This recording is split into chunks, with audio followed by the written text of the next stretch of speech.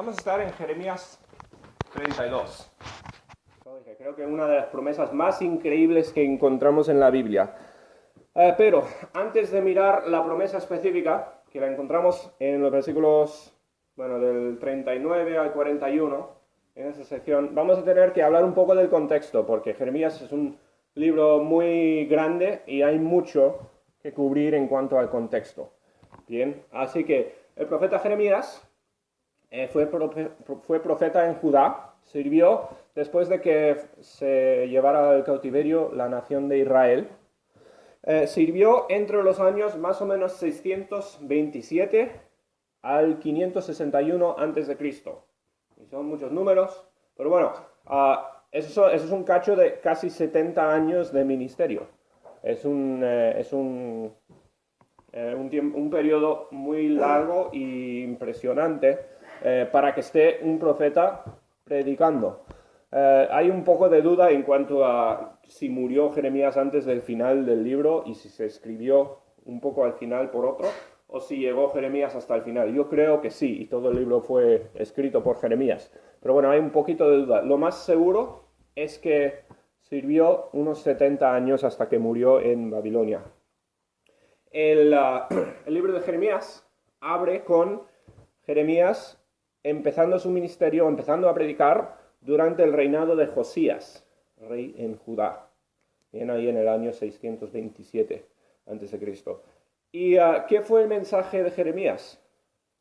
Jeremías es un profeta interesante y no le tengo ninguna envidia, porque por 40 años, desde que empezó, ahí en el 627, hasta la caída de Jerusalén, en 586 a.C., por 40 años Jeremías predicó el mismo mensaje.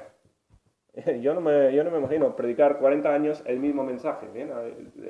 Es fascinante poder cada semana abrir una porción nueva de la Biblia y estudiarla y hablar del mensaje completo de la Biblia, que es tan amplio y tan grande. Bueno, Jeremías básicamente tuvo el mismo mensaje por 40 años.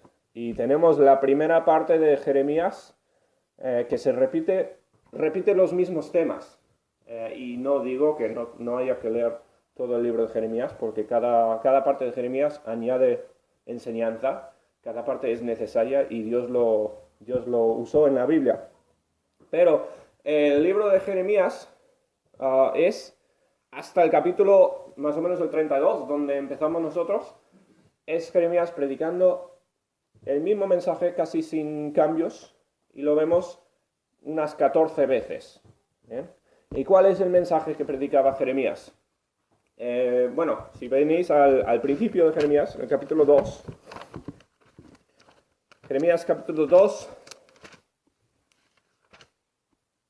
y el versículo 5, ¿no? Les voy a dar un resumen muy breve de lo que predicó Jeremías. Jeremías 2, versículo 5, dice así: Así dijo Jehová, qué maldad hallaron en mí vuestros padres, que se alejaron de mí, y se fueron tras la vanidad, y se hicieron vanos. Y no dijeron, ¿dónde está Jehová, que nos hizo subir de la tierra de Egipto, que nos condujo por el desierto, por una tierra desierta y despoblada, por tierra seca y de sombra de muerte, por una tierra por la cual no pasó varón, ni ahí habitó hombre? En resumen, lo que ha dicho es: ¿qué está haciendo Israel después de que Dios les sacara de Egipto, les trajera a la tierra prometida? Después de todo lo que hizo, ellos dijeron, ¿dónde está Jehová, que hizo todas estas cosas? Dice en el versículo 7, y os introduje en tierra de abundancia, para que comieseis su fruto y su bien, pero entrasteis y contaminasteis mi tierra, e hicisteis abominable mi heredad. Los sacerdotes no dijeron, ¿dónde está Jehová? Y los que tenían la ley no me conocieron. Y los pastores se rebelaron contra mí, y los profetas profetizaron en nombre de Baal, y anduvieron tras lo que no aprovecha. Bien, el mensaje es que los judíos habían desechado a Dios. Dios les había traído a la tierra prometida, les había dado herencia, y ellos habían buscado otros dioses. Habían rechazado a Dios en búsqueda de otros dioses. Las consecuencias las vemos en el versículo 19, Jeremías 2:19, dice, tu maldad te castigará y tus rebeldías te condenarán. Sabe pues y ve cuán malo y amargo es el haber dejado tú a Jehová tu Dios y faltar mi temor en ti, dice el Señor Jehová de los ejércitos.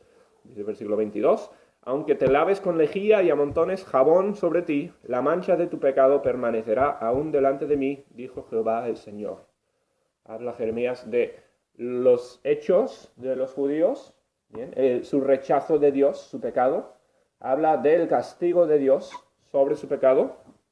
Y termina todos sus mensajes con, mirad en el capítulo 4. Capítulo 4, versículo 16. Dice, decid a las naciones, he aquí. Jeremías 4, 16. Haced oír sobre Jerusalén, guardas vienen de tierra lejana, y lanzarán su voz contra las ciudades de Judá.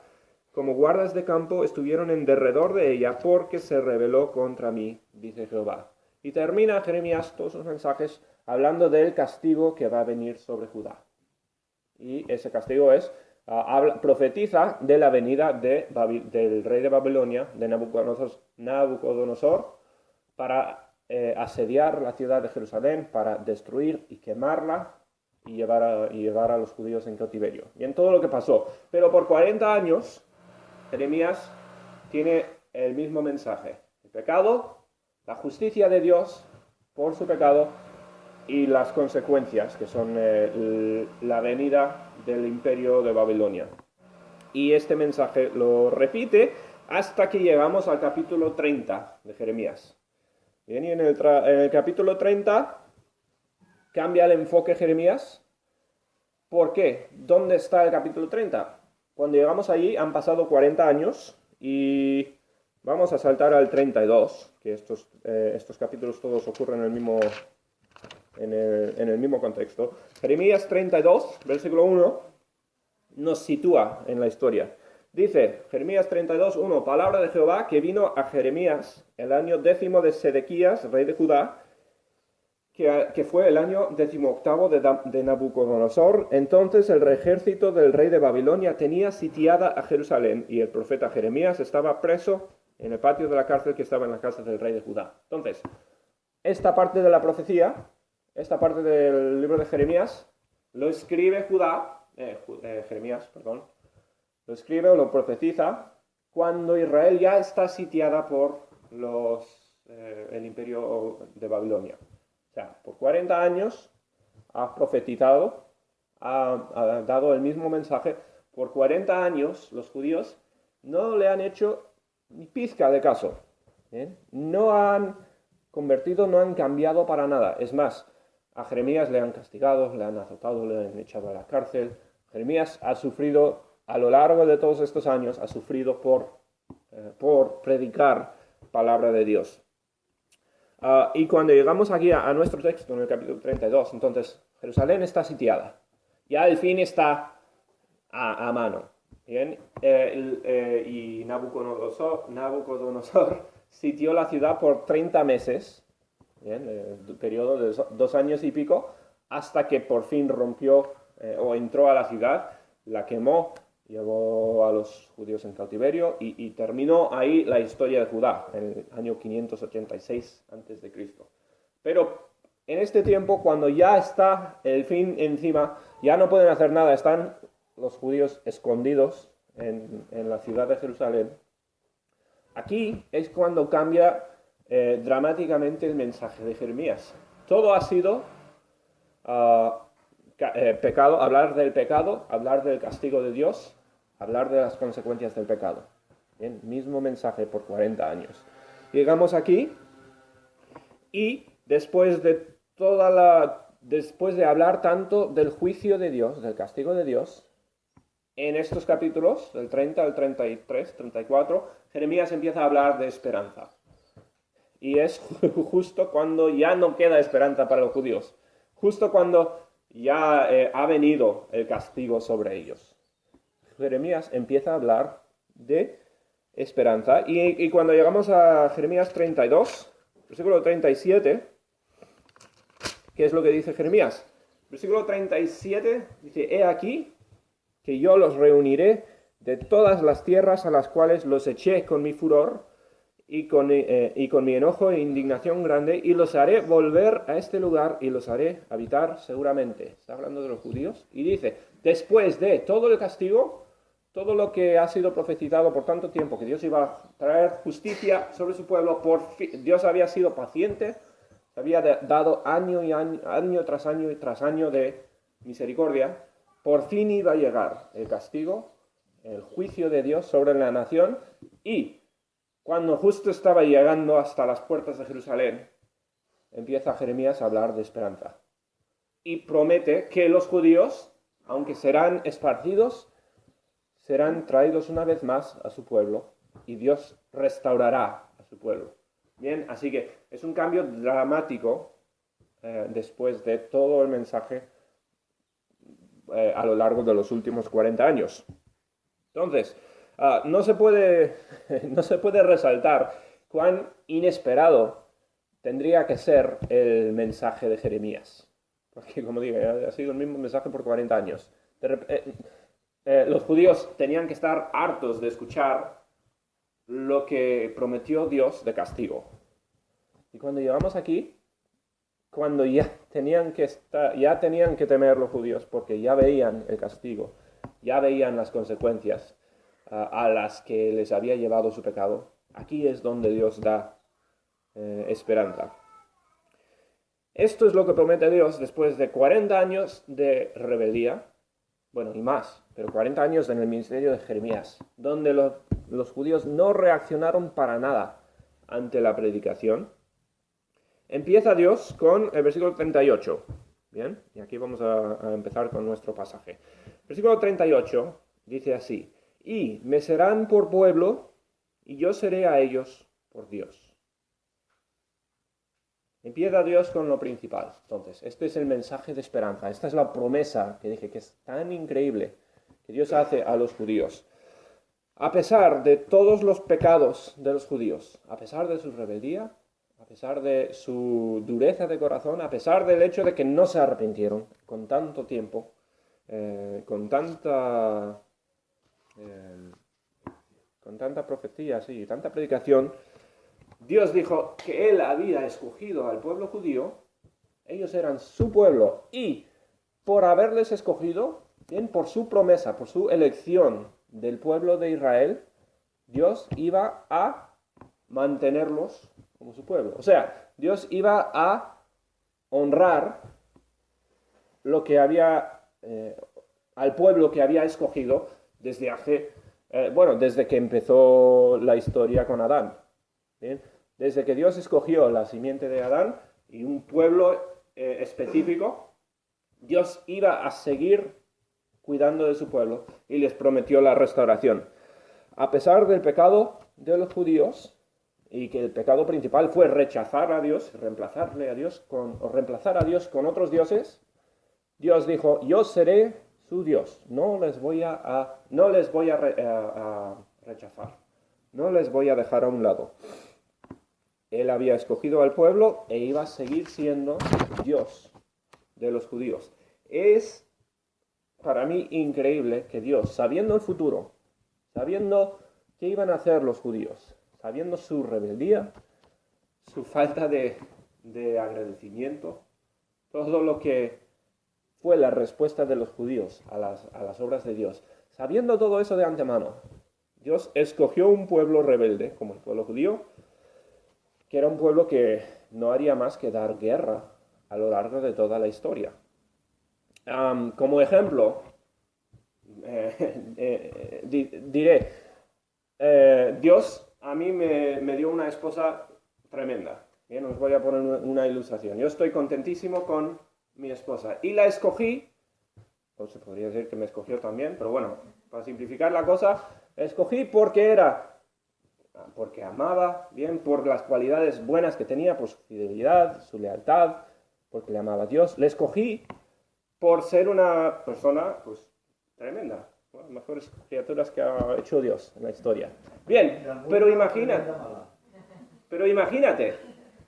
que yo hubiera escogido a alguien que sabía que era desleal, sabía que era infiel, sabía que a pesar de todo el amor que le pudiera dar, se respondería con rebeldía, con egoísmo, infidelidad.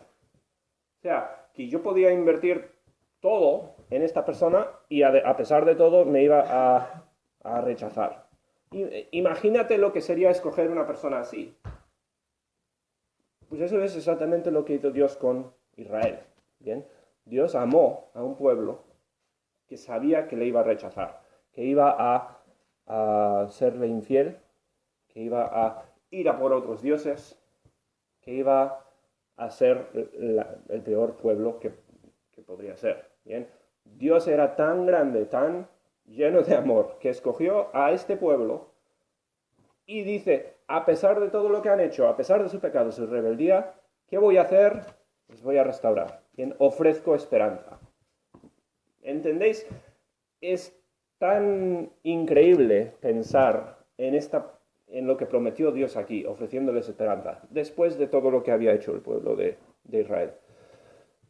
Dice Dios, ellos serán por mi pueblo, serán mi pueblo, y yo seré a ellos por Dios. Dice el próximo versículo, y les daré un corazón y un camino para que me teman perpetuamente, para que tengan bien ellos y sus hijos después de ellos. Aquí entramos a la promesa de Dios a Israel, a este pueblo tan infiel, tan egoísta, tan rebelde.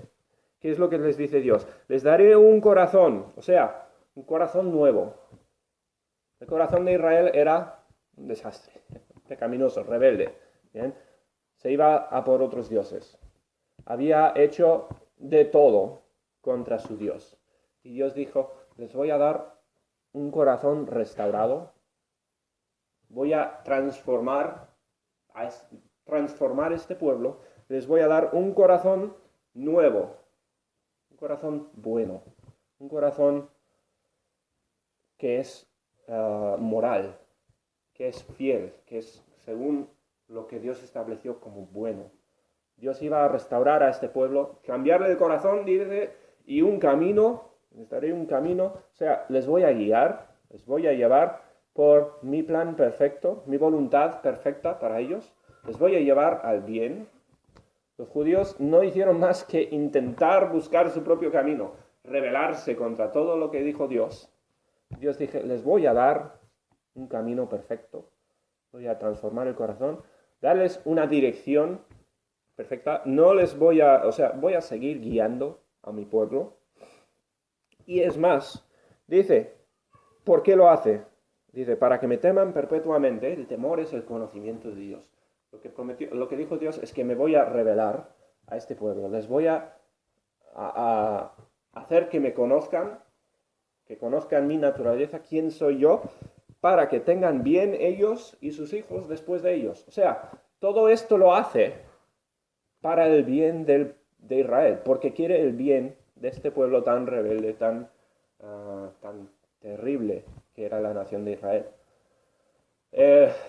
Toda la historia del Antiguo Testamento, que llegamos hasta el Señor Jesucristo, vemos la historia de Israel. Y toda la historia de Israel es la misma historia que nuestro corazón.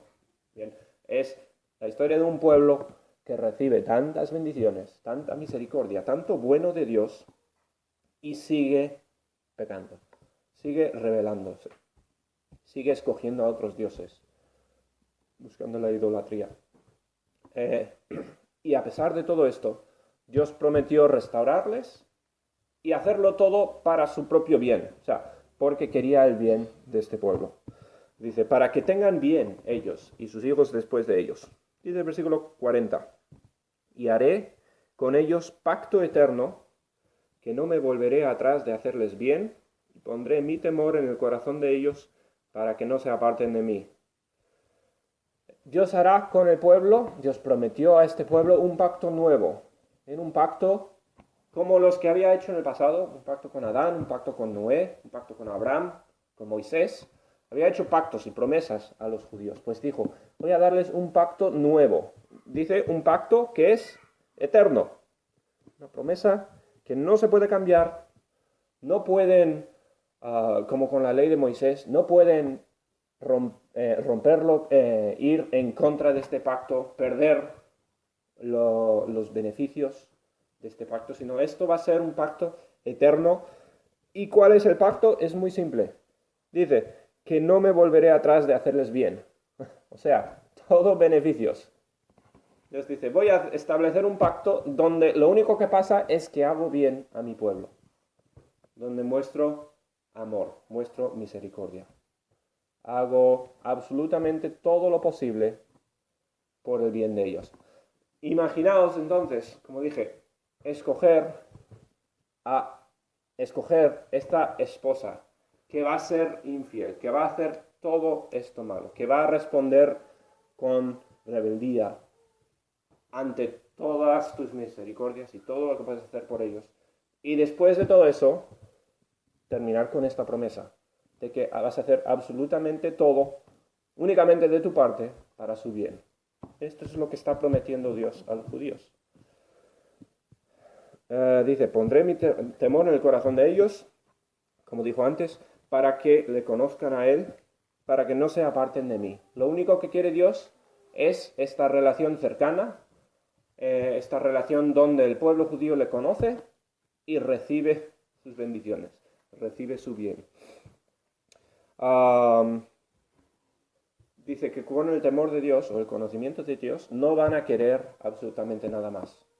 Dios es tan bueno, tan diferente al pueblo, que cuando le conozcan realmente van a ver que no hay otro Dios, no hay ninguna otra meta, ninguna otra cosa a que perseguir, porque Dios es tan bueno y tan misericordioso para ellos. Eso es lo que está prometiendo Dios, y no a un pueblo que se lo merezca, sino a un pueblo que no ha hecho más que rebelarse.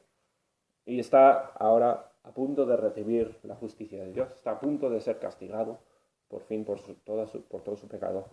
A estos les da la promesa a Dios. Versículo 41, versículo increíble. Bien, y me alegraré con ellos, haciéndoles bien, y los plantaré en esta tierra en verdad, de todo mi corazón y de todo mi alma. O sea, ¿cuál es el deseo de Dios? ¿Qué es lo que quiere Dios para el pueblo? Solo una cosa, quiere el bien, quiere demostrarles amor. Lo único que quiere Dios es que su pueblo esté contento.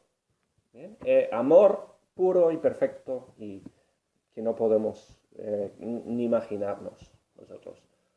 Eso es todo, ese es el pacto nuevo de Dios para con Israel. Dice versículo 42, porque así ha dicho Jehová, como traje sobre este pueblo todo este gran mal, y esto es la justicia, lo que requería la justicia de Dios era castigo por el pueblo, por sus pecados. Como traje sobre este pueblo todo este gran mal, así traeré sobre ellos todo el bien que acerca de ellos hablo. O sea, todo lo que requería la justicia de Dios se cumplió. Y después de esa justicia fue todo misericordia. Las dos características más grandes de Dios, se podría decir, en una forma de verlo, son su justicia y su misericordia. Y Dios actuó justamente con su pueblo, castigó porque lo demandaba su justicia, pero no terminó allí. El pueblo de judío no desapareció de la tierra esparcida por las naciones, destruida por su pecado, sino que Dios les extendió misericordia, les extendió la promesa de la restauración y les prometió, no he terminado con vosotros, os ofrezco un pacto nuevo, un pacto de todo beneficios, todo del lado mío, ofreciéndoos el bien, restaurándoos, y habla de sus generaciones, de que van a vivir en la tierra de Israel para siempre, eternamente. Estamos hablando ya del milenio y del cielo. Todas las cosas que están todavía por cumplir, eso es lo que prometió Dios a este pueblo. Promesas increíbles, bien, pero igual dirás, está bien, Dios es tremendo, Dios es increíble, pero todas estas promesas, ¿a quién son? Son a los judíos. Y dirás, Yo no soy judío, yo no tengo pizca de sangre judía, yo no creo que tenga. ¿Qué me afecta, cómo me afecta a mí estos versículos? ¿Qué tienen que ver con mí? Pues esto, o sea, aquí empieza lo que es realmente increíble. Que esta promesa y todo lo que dijo Dios con los judíos, toda la historia de los judíos, es un reflejo de nuestro corazón. Y en todo lo que encontramos en el Antiguo Testamento es la historia de nosotros desde el nacer hasta el punto que Jesús nos salvó. Eso es el Antiguo Testamento para nosotros. Yo fui salvo más o menos a los 5 años. ¿Bien? Y algunos, pues, con más años o con menos años. Pero hasta el punto de la salvación, eso lo podéis comparar con el Antiguo Testamento. Todo rebeldía, todo pecado, todo idolatría. Reemplazar a Dios con otras cosas. Y la idolatría, o sea, puede ser dioses falsos, puede ser el materialismo, pues es buscar cualquier cosa en vez de Dios, en vez de nuestro Creador. Y nuestra vida hasta la salvación es esa. Y para eso sirve el Antiguo Testamento. Está escrito para nosotros, para describir lo que éramos hasta el punto de la salvación. Y así como Dios castigó a Israel por su pecado, Dios prometió que iban a ser esparcidos por el imperio de Babilonia. Dios iba a juzgar su pecado. Pues Dios prometió justicia sobre nuestro pecado de la misma forma.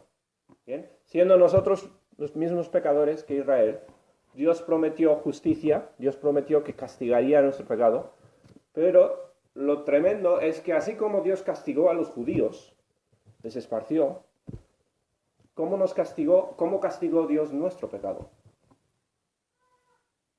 A nuestro pecado, por nuestro pecado, Dios castigó a un sustituto. Así como con los judíos, no. Dios castigó a los judíos. En nuestro caso, Dios le castigó a Jesucristo por nuestro propio pecado. Nosotros vivimos hasta el punto de la salvación, vivimos como los judíos, rechazando a Dios, pecando, haciendo tantas cosas en contra de la ley de Dios.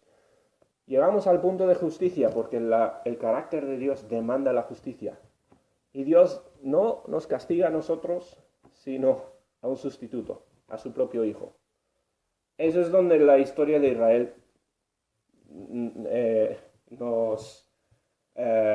donde nos debería asombrar, porque ahí es la gran distinción, la gran diferencia entre nuestra vida y la historia de la nación de Israel. Dios le castiga a Israel por su pecado, Dios le castiga a Jesús. Jesús sufre el castigo por nuestro pecado. ¿Y después qué? Todos los beneficios que Dios les ofreció a Israel, la restauración, vivir eternamente en su pueblo, pues ¿cuáles son las promesas que Dios nos hizo a nosotros? Ni siquiera habiéndonos castigado por el pecado. El creyente, ¿qué promesas tiene? Pues Juan, capítulo 14, aquí vemos lo paralelo a las promesas de Dios para Israel. Bien, Juan, capítulo 14,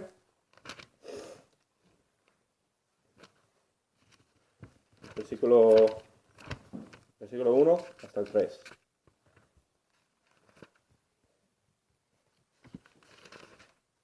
Juan 14, del 1 al 3 dice: No se turbe vuestro corazón. Creéis en Dios, creed también en mí. En la casa de mi Padre muchas moradas hay. Si así no fuera, yo os lo hubiera dicho. Voy, pues, a preparar lugar para vosotros. Y si me fuere y os prepararé lugar, vendré otra vez y os tomaré a mí mismo, para que donde yo estoy, vosotros también estéis.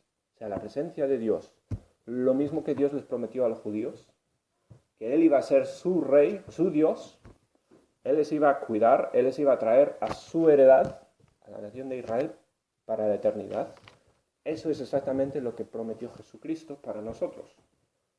Así que nuestra historia, nuestras vidas, son paralelas a la historia de Israel.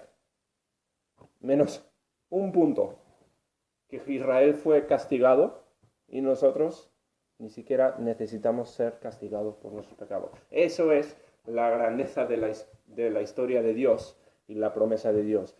Dios nos bendice de la misma forma que a Israel, nos ofrece tanto bueno, tanta bendición, tanto amor, sin ni siquiera habernos castigado a nosotros. O sea, una vez más, todo beneficios, todo bueno. ¿Y eso por qué? Porque Dios quiso amar a personas que no merecían su amor. Personas rebeldes, personas pecaminosas que recibimos las cosas de Dios, recibimos bendiciones y las echamos a un lado y buscamos nuestras propias metas, nuestro pecado. Buscamos cosas que le reemplacen a Dios. Dios escogió esas personas para darles el regalo de la salvación, la justificación y el regalo de la vida eterna y todo lo que queda por delante, por la eternidad, por la gracia de Dios. Gracia completamente inmerecida. Por eso es para mí tan increíble esta promesa, ¿bien? Porque Dios se lo dijo a los judíos, pero es la misma promesa que nos da a nosotros. Nosotros tenemos exactamente el mismo futuro por delante, con la diferencia de no haber sufrido el castigo por nuestro propio pecado. Entonces, para mí, una de las promesas más tremendas de la palabra de Dios. ¿Cómo puede alguien hacer tanto bien para alguien tan pecador? No lo podemos imaginar. No hay paralelo, no hay comparación aquí en la tierra. Únicamente lo encontramos en un Dios perfecto, santo y sin pizca del egoísmo que conocemos nosotros tan bien. Así que si hay alguno que no haya sido perdonado, ¿bien? Que no haya aceptado el sustituto que ofreció el Señor Jesucristo, donde Dios le castigó a Jesús, si no has recibido ese regalo gratuito, sin que nosotros hayamos hecho nada, no lo merecemos ninguno, pero si no se acepta ese regalo, el castigo de Dios vendrá sobre nosotros, igual que sobre los judíos. Pero ¿cuál es el castigo nuestro? No es ser echados, no es ser esparcidos por el mundo, por un ejército enemigo. No, el castigo sobre nuestras vidas es la muerte. Muerte eterna, separación de Dios para la eternidad. Y eso nos exime de todo lo que es el cielo y todo lo que es la eternidad después del pecado. ¿Bien? Separación de Dios significa no tener ninguna de las promesas de Dios para el futuro, para la eternidad.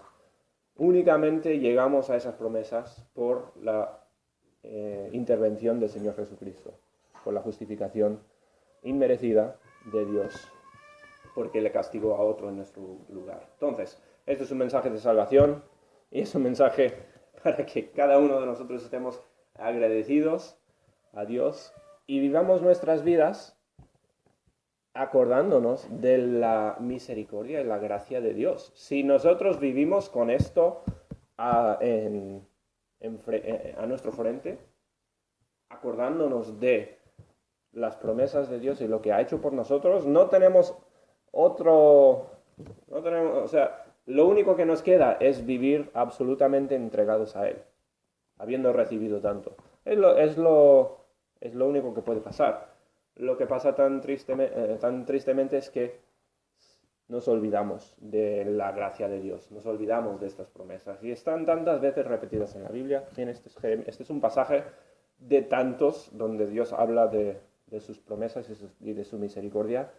Si nos acordamos de estas promesas, viviremos completamente entregados a Dios, simplemente por agradecimiento. Bien, y con eso terminamos entonces. Nuestro Padre, te damos tantas gracias por tu misericordia, por tu gracia sobre nosotros, por tanto que nos has dado completamente, inmerecidamente. Gracias por el sustituto del Señor, que fue el Señor Jesucristo, y gracias por ofrecernos la vida eterna, y pedimos que nos ayudes a vivir más por ti, a vivir en agradecimiento y en entrega completa a ti, a tu voluntad, buscando tu camino, buscando lo que tú quieres para nosotros, sabiendo incluso que eso es lo mejor que nos puede pasar. Te pedimos que nos ayudes a ser más entregados a ti, a glorificarte con todo lo que hacemos. Te pedimos por este día, que sea un día de bendición y de gloria a tu nombre. Te lo pedimos todo entonces, en el nombre del Señor Jesucristo. Amén. Cristo, amén. Cristo, amén. Cristo, amén. Cristo.